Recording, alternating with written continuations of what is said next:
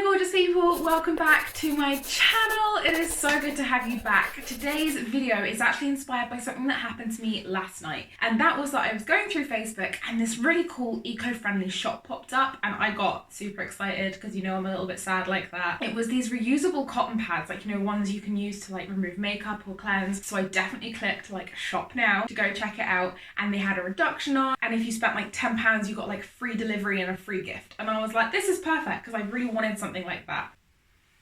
£20 for something you can make at home with an old t-shirt and some string. Seriously, £20.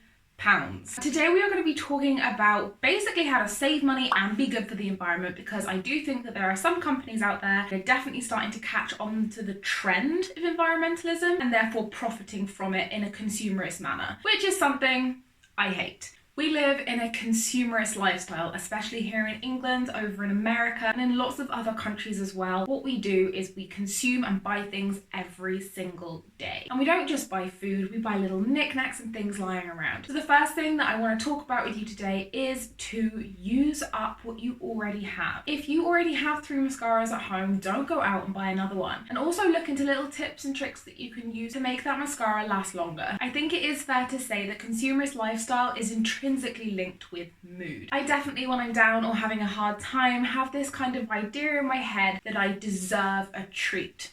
Treat yourself. We all know that saying, and that is basically what happens when I go buy myself some shoes or a new top. One of the things I used to be really bad for is stationery. You can ask my friends, I'm low-key addicted to stationery. It's just so pretty, and because it's my addiction,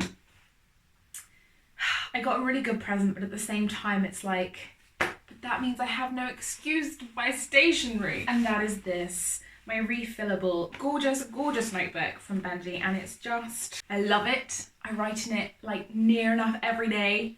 But seriously, where's my excuse to buy stationery gone? So instead of trying to buy that new top or that new pair of shoes, or what if you're really rich, that car to make yourself feel good, how about you journal, you write it down. You can check out my video to how to self-care, and that's in there, how journaling can help you get through to your problems. Consumerist lifestyle is toxic. It's something we all enjoy, it's something we were all brought up with, but it's not the way that we need to continue functioning because it is killing our planet. Okay, so tip number 2 is to get yourself a reusable coffee cup. Lots of places are rolling out savings for people who use their reusable coffee cups, up to 25p in Starbucks here. That is a great saving, and not only that, but also if you're making coffee at home and bringing it with you, then you're not buying coffee out. The thing you need to think to yourself is, again, we're in a consumerist lifestyle, and therefore are you buying this coffee to make yourself feel better? Are you buying it because you need the caffeine? Why are you buying it? And is it worth that paper cup and that plastic lid? And if you can, are you on your way home? Have you got coffee at home? It's cheaper, it will probably taste better, and not only that, but you're going to save the planet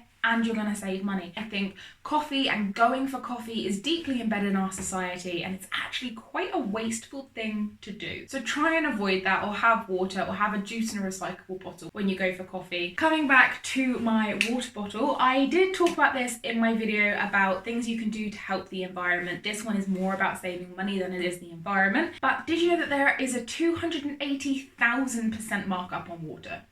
280,000% on bottled water over water out of a tap. It's the same damn water. So you're paying a ridiculous amount of money for a plastic bottle that you probably don't even want. So get one of these, please. Even if it's not full, bring it around with you. People will refill it for you.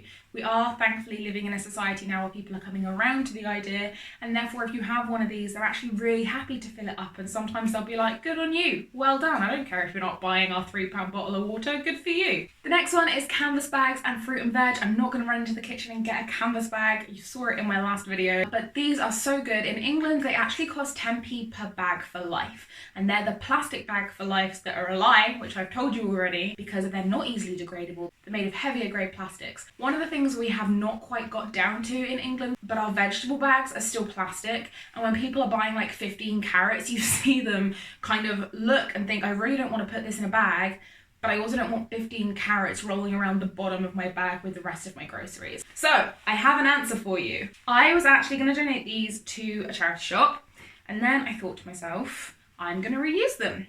Both respectable ideas, by the way. Like, if you have stuff that can go to a charity shop, please do it, because hopefully after someone has watched this video, they're going to make their way down to Save the Children or Goodwill and think to themselves, you know what, I'm going to try and find what I'm looking for in this charity shop. And like I said earlier, if you need to buy something to make yourself feel good, hit up a charity shop, go thrifty, see what you can find in there. I use this one because it has hearts on it, and we love the environment. I don't want to stick myself with a pin. So this is a t-shirt that no longer fits around my arms or my chest. I love this t-shirt, but at the same time, I'm not going to squeeze into it anymore. So all I have done is gone around the neckline, and can you see that? I'm going to sew those two together. So I folded down the seam and then leave the base of the shirt open. And then you have a bag for your potatoes and your carrots. It's separate from the rest of your groceries. You've reused a t-shirt. No manufacturer has made a plastic bag for you. And one of the most important things, I think, is that someone will have seen you use this. You might have got a bit of a funny look, but then they've probably gone, that's a really good idea.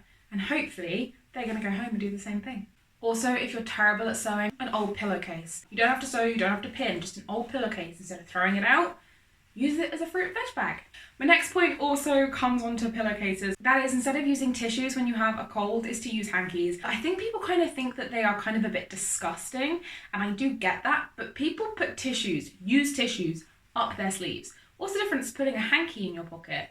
Like, my granddad carries a hanky, and I think it's really gentlemanly and lovely. And this links on to the next thing, which is tissue paper in your kitchen. So kitchen roll is something that I personally love. You can clean up, throw it away, but I didn't actually think about how wasteful it was until I did a little bit more digging recently. It's still going to take years and years to break down, and also they do sometimes put plastic coatings in there in order to make them be able to absorb more water and not leak, and that then releases toxins into the soil when we put them on landfills and they degrade. And what we need to be doing is giving our soil nutrition. So one of the things you can do instead of using tissue paper towels is, again, to get material and cut it up. An old bed sheet will work, an old pillowcase, and then when you're done with it, put it in your laundry pile. I highly recommend you do this. Even if you do it with 2 of them and you still use kitchen roll, you're probably half the amount you're using. If you need to start low and build your way up later. But this is such a good thing you can do. This next one is probably my favourite point in this whole video because I actually only just found it out. So I did talk about why you should use beeswax paper in that video up there, but it is very expensive. And I didn't know this until recently, but you can make it yourself for pennies. I'm gonna try and link a video below. I found a YouTuber who explained how to do it. It was a super simple, easy instructional video. It changed my life. It's like £12 a sheet in England. The next thing you can do is have a look into growing your own food. Lots of people don't know this, or they've seen it in television programs and think it's really difficult. You can actually regrow lots of your vegetables from scraps of the vegetables you've already used. Things like spring onions, avocado pits, and if you have enough space, lettuce, kale, carrots, you can grow all of those indoors all year round, and it's so easy to find information online. It is so simple, and you're gonna have free food from the scraps of the food that you just bought in store. Next thing I want to talk to you about is transportation. Now, transportation is something that we are all very lazy about, I do have to say. So taking the bus or the train is definitely better as a commuting style as opposed to getting in a car by yourself. However, if this isn't available to you, one of the things you can do is drive, but not drive the whole way. And the way that I put this into practice is that I started driving to uni and I couldn't get parking anywhere that wasn't ridiculously expensive. When I tried to save the environment a little bit more, I said to myself, right, I'm gonna park about a 20-minute walk away from university. It's gonna be good for me, it's gonna be healthy for me, it's gonna be good for my fitness, and also it's gonna be good for the environment. And I was also thinking it would be a bit less competitive for car parks and it might actually even be cheaper. It was free, y'all. It was free parking on streets because it wasn't so close to the city centre. So I walk 20 minutes, I saved like £7 on parking a day, and I haven't used that petrol for that distance between my car and the city centre. And that is something that I love. The next thing you need to do is be thrifty. I did kind of mention this earlier, but fashion is killing our planet. I have done a whole video on this and please go watch it. I'm going to put it on the end screen as well. You need to watch this video. I had no idea that this was happening to our planet. Fashion is destroying our water system, our ecosystem, and literally species of animals. So let's talk thrifty. In fact, I am going to talk about thrifty lifestyles and upcycling, and I am not ashamed. So I'm going to go to my wardrobe and pick out, because I know I have like a gazillion hand-me-downs. Okay, I literally just grabbed stuff because I didn't want to spend ages, but let's do this. This is a t-shirt that I got handed down to me when I think I was 14. I sleep in it now, and it belonged to my cousin for like 5 years before that. I love this t-shirt, it's super comfy, and yeah, that's my t-shirt. I have a lot of cousins, so you know, no judgment, but that was my cousin's, that was my mum's, that was my cousin's, that was my cousin's. This isn't the same cousin, these are lots of different cousins. That was my cousin's, that was my mum's, and before that, was it hers, or did she get that from one of her sisters? That's from a charity shop, and that was from a cousin.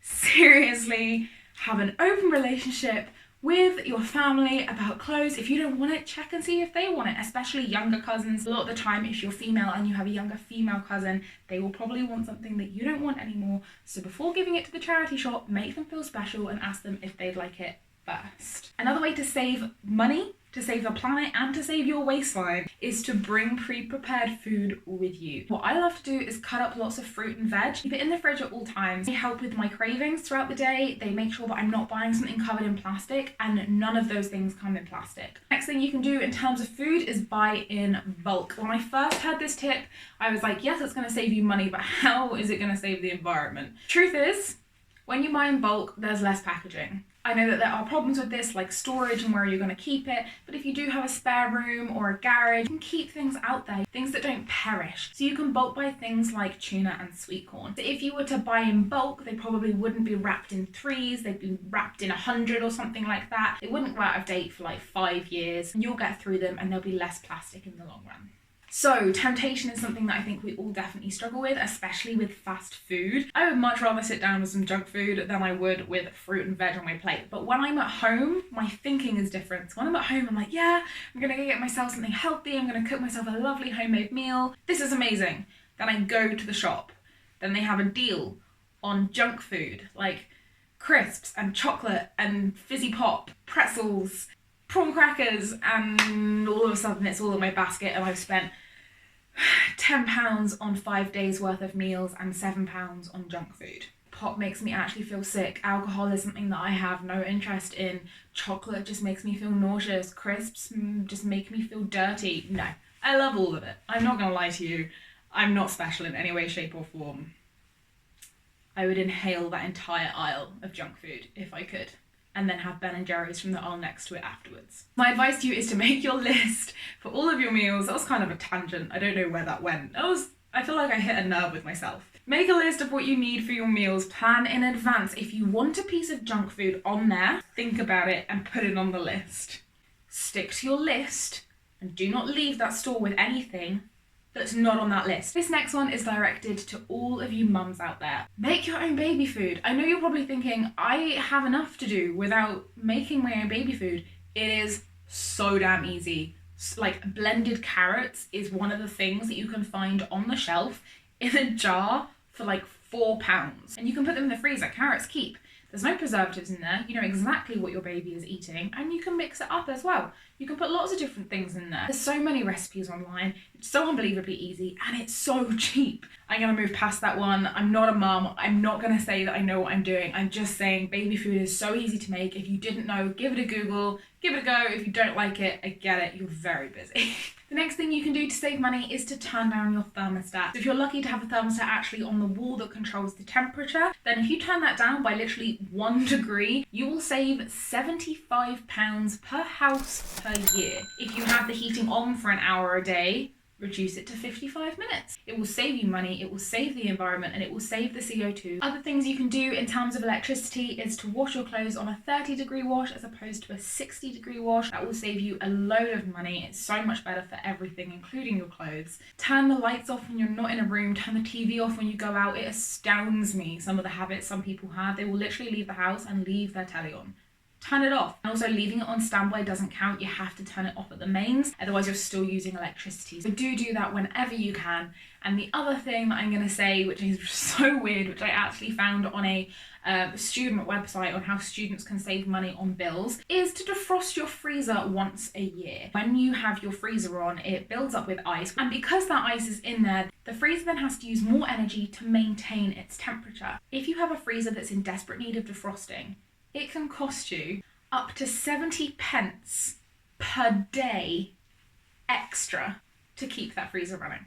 If you had a freezer running that needed defrosting and you didn't know it and you kept it running for 1 year, that would cost you an extra £255.50. 250 quid. This last point is my least favourite point, and that is because what I'm about to talk about isn't something that I want to do. It is something I'm going to do, but I think it's going to be the hardest thing for me ever. Reduce or stop eating meat. Just try and reduce the amount of things like beef that you eat. And by that, I don't mean stop. If you can stop, great. You will make a massively good impact on the environment. And I didn't realise how much of a good impact it was until I did my research. This was the statistic that particularly got me. I'm actually going to get my notebook because I want to read it correctly to you guys. In this study, they looked into the largest contributing factors into greenhouse gases into the environment. Transportation contributes 14% of most greenhouse gas. Electricity and heating gives 25% of most greenhouse gas. 24% is from agriculture. 24%. That's 1% less than every heating and electricity and gas and just to eat a hamburger. So I did a bit more research and then I found this, which is a 2014 report. It's looking at the planet and its population as a whole. The world's meat industry contributes more carbon emissions than planes, trains, boats, and cars combined. What? I definitely am going to try and reduce the amount of meat, reduce how much I cook with, how much I buy. This is about all of us doing a small amount, not 3 people never eating meat again. This video has been so long, but thank you so much for sticking with me. They are all my tips on how you can save money and save the planet. Thank you so much for tuning in with me. It means so much. If you like this video, please give it a thumbs up and also hit that subscribe button down there. Have an amazing rest of your week. I hope you enjoy Earth Month and I hope you take this journey with me to help the planet spin a little happier.